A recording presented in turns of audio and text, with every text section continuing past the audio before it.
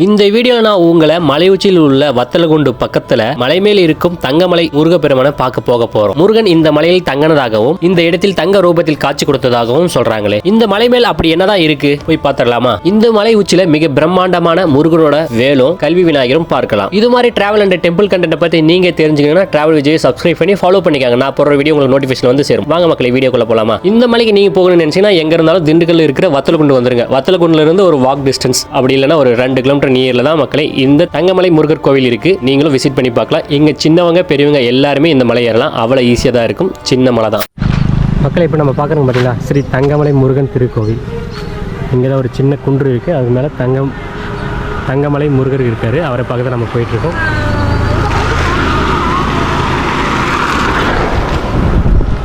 இங்கே வரைக்கும் ஆட்டோ வரும் பார்த்தீங்களா, இங்கே வரைக்கும் ஆட்டோ வரும். இந்த ஆட்டோவை பார்த்துட்டு ஆட்டோவில் நம்ம வந்துட்டுமா, இப்போ வாங்க மலையேற ஸ்டார்ட் பண்ணுவோம். இன்னும் டைம் நம்மளுக்கு வந்து 1/2 hour தான் இருக்குது. ஏன்னா காலையில் 6 மணிலேருந்து 12 மணிக்குள்ளே தான் கோயில் திறந்துருப்பாங்க. அதுக்கப்புறம் 4 மணிலேருந்து 7 மணி வரைக்கும் இப்படி தான் நட திறந்துருக்கும். அதனால் வந்து நம்ம இப்போ வந்து 11:30 போய் பார்க்கலாம் சீக்கிரம்.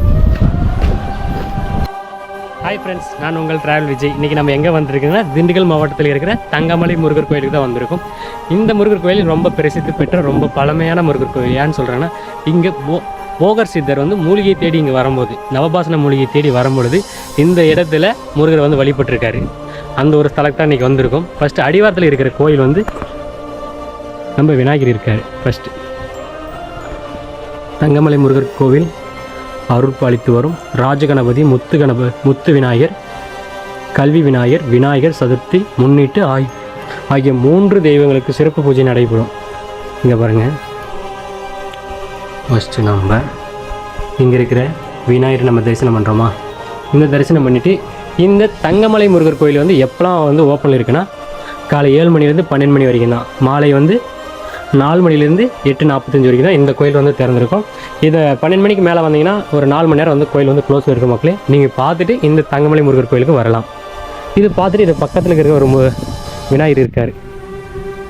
முத்து விநாயகர் என்னன்னு தெரியல, அவரை தான் இருக்குன்னு நினைக்கிறேன். ஏன்னா அங்கே வந்து 3 விநாயகர் இருக்காங்கல்ல.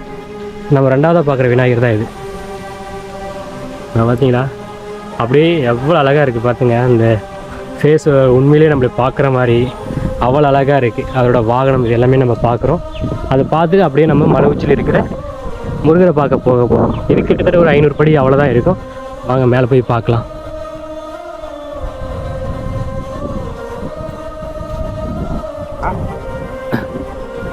மக்களே, மலையேற ஸ்டார்ட் பண்ணிட்டோம். இங்கே ஒரு டேங்க் இருக்கா, பெரிய டேங்க். இந்த தங்கமலைக்கு எப்படி வருதுன்னா, எங்கே இருந்தாலும் வந்து வத்தலகுண்டு வந்துடுங்க. திண்டுக்கல் வத்தலகுண்டுலேருந்து ஒரு 3.5 கிலோமீட்டர் தான் இந்த தங்கமலை முருகர் கோவில். இங்கே பாருங்க, அப்படியே ஏறிட்டே இருக்கு. ஃபஸ்ட்டு நம்ம மண்டபம் ஓய்வு எடுக்கிறது, வெயில் இது மாதிரி டைமில்.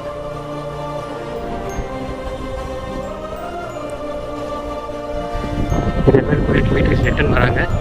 டைம் ஆயிடுச்சு 11:30. இன்னும் 30 மினிட்ஸ் தான் இருக்குது. கோயில் வந்து க்ளோஸ் பண்ணிடுவாங்க. அவர் இவ்வளோ தூரம் நம்ம வந்ததே வேஸ்ட்டாக போயிடும். இங்கே பாருங்க, கொஞ்சம் தூரம் தான் ஏறி வந்தோம். இருக்கிற இயற்கை அழகு. அங்கே ஒரு பெருமாள் கோவில் இருக்குது. அங்கே ஒரு மலை மேலே, அது ஒரு நாள் பார்க்கலாம். அது வந்து இப்போ க்ளோஸ் ஆகிருக்கும். இதை முடிச்சுட்டு அதுக்கு போகலான்னு பார்த்தோம். அது வந்து க்ளோஸில் இருக்குது. அப்படியே அங்கே ஒரு மலை இருக்குது. இந்த பக்கம் வந்து சிறுமலை இருக்காம்மா. அந்த சிறுமலைக்கு நம்ம போக போகிறோம். அடுத்து இதை முடிச்சுட்டு வரீங்களா, எல்லாமே வீடு எல்லாமே இருக்குது. இந்த வத்தலகுண்டு அப்படியே மலை ஏற ஸ்டார்ட் பண்ண பார்க்கலாம் வாங்க. இல்லை லைட் வெளிச்சமா இருக்கு. நேற்று வந்து கார்த்திகை தீபம் நடந்ததில்ல, ஆனால் இந்த மலையில் தீபம் ஏற்றிருக்கலாம். லைட் வெளிச்சம் வேறு லெவலாக இருக்குது. ஒன் சைடு போட்டிருக்காங்க. அது மட்டும் இல்லாமல் இந்த பாறை வந்து எல்லாம் உடைச்சி படிக்கட்டு ரெடி பண்ணியிருக்காங்க. இங்கே பாருங்க, எவ்வளோ பாறை எல்லாம் சைடில் போட்டு படிக்கட்டு.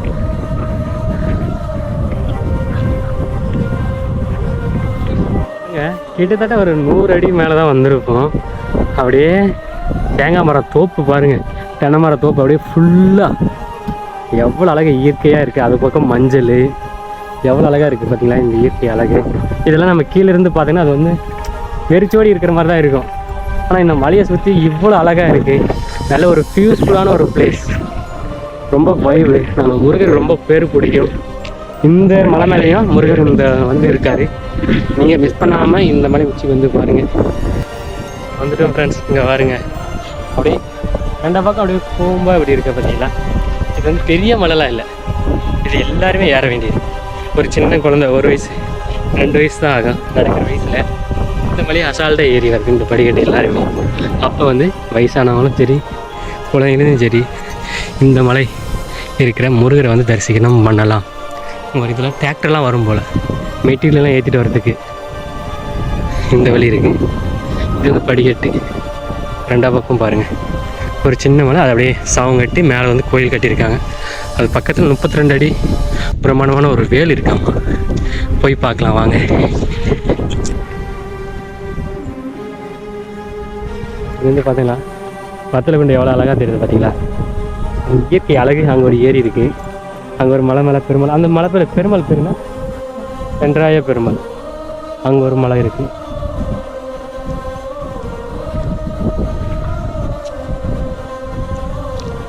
ஓகே, அப்படியே மேலே வந்துட்டோம்.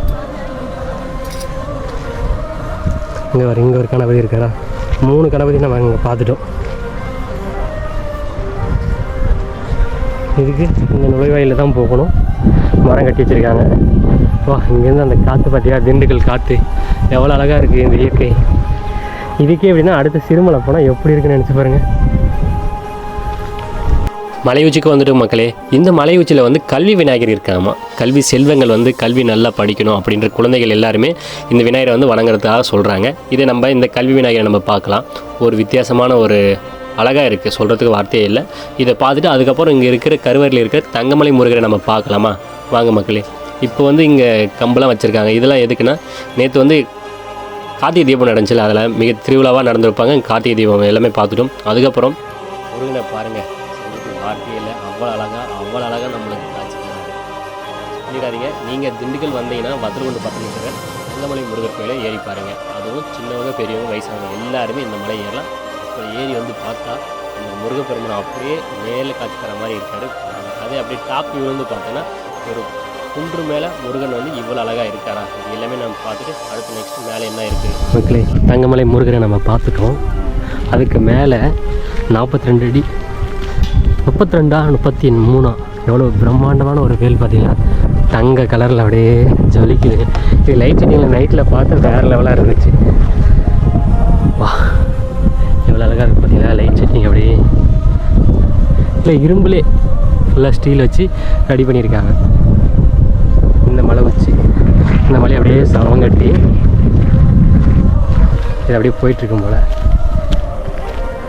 இங்கே பாருங்க, எஸ்டர்டே வந்து கார்த்திகை தீபம் திருவிழாவாக கொண்டாடி இருக்காங்க. கார்த்திகை தீபம் வந்து இங்கே தீபம் ஏற்றிருக்காங்க. பார்த்தா தெரியுதுங்களா.